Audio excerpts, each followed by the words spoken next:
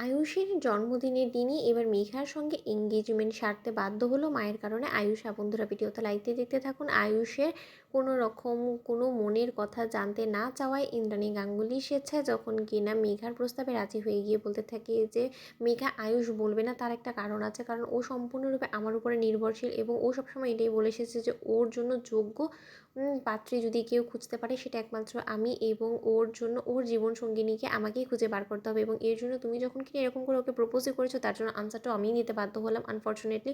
তুমি প্লিজ কিছু মাইন্ড করো না, কারণ আমার আয়ুষ মানুষটা এরকম, ও বড্ড বেশি লাজুক এবং ও কোনো ডিসিশনই আজ অব্দি ওর মাকে ছাড়া নেয়নি এবং ও এটাও নিতে পারবে না।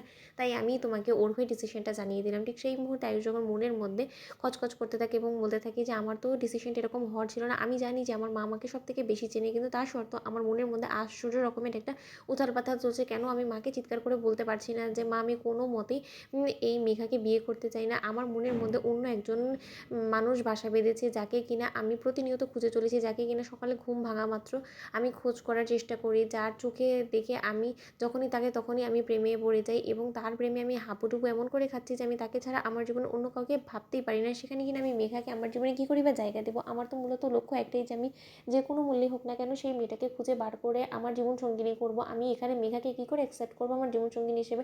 কিন্তু এই কথাটা এখন আমি মাকে বলবো তো বলবো কী করে, কারণ আমি তো সম্পূর্ণরূপে মায়ের উপরে এই গোটা দায়িত্বটা সঁপে দিয়েছি এবং তার ভিত্তিতেই তো মা এরকম করে আমার সম্পূর্ণ গোটা জীবনের সিদ্ধান্তটা একাই নিয়ে নিল। ঠিক সেই মুহূর্তে আয়ুষকে যখন ইন্টারভিউ বলতে থাকে যে কি আয়ুষ তুমি আমার সঙ্গে একমত তো? তুমি নিশ্চয়ই মেঘাকে পছন্দ করো মনে মনে এবং সেটা তো আমরা বারবার করে প্রমাণ পেয়েছি। তাই মেঘা এ নিয়ে তুমি নিঃসন্দেহে তুমি অটল থাকতে পারো যে তুমি ওকে যে প্রপোজালটা দিয়েছো সেটাতে ও একদমই 100% রাজি এবং সেটা আমি দায়িত্ব নিয়ে তোমাকে বলতে পারি। তাই আমি আর কোনোভাবে দেরি করতে চাই না। তাই আজকে সন্ধ্যাতে কেক কাটার সাথে সাথে আমি চাই তোমাদের এঙ্গেজমেন্টটা সেরে ফেলতে এবং তার জন্য আমি সমস্ত প্রস্তুতি করে এসেছি এবং ইতিমধ্যে দেখছি যে তোমার হাতেও রিং আছে, তাহলে বরঞ্চ সেই রিংটা দিয়ে তুমি আয়ুষকে পরিয়ে দিও এবং আমাদের তরফ থেকে তোমার জন্য এই বিশেষ সারপ্রাইজটা যেটা কিনা আয়ুষ তোমাকে পরিয়ে দিবে, তাহলেই তোমরা এঙ্গেজড হয়ে যাবে এবং তার পরবর্তীতে তুমি অফিসিয়ালি এ বাড়িতেই থাকবে যতদিন না তোমাদের বিয়ে হচ্ছে এবং তুমি ওর পরিবারের অভাবটাও আর বুঝবে না এবং তোমার মাসিকেও কিন্তু আমাদের সঙ্গে এখানে এনে রাখবে। ঠিক সেই মুহূর্তে যখন কিনা হঠাৎ করে মেঘা বলতে থাকে যে I am so happy aunty, সত্যি আমি কোনোদিনও ভাবতেও পারিনি যে এরকম একটা ভাগ্যগুণে আমি এরকম একটা শ্বশুরবাড়ি পেতে চলেছি যেখানে কিনা আমার সমস্ত স্বপ্ন পূরণ হবে। ঠিক সেই মুহূর্তে যখন কিনা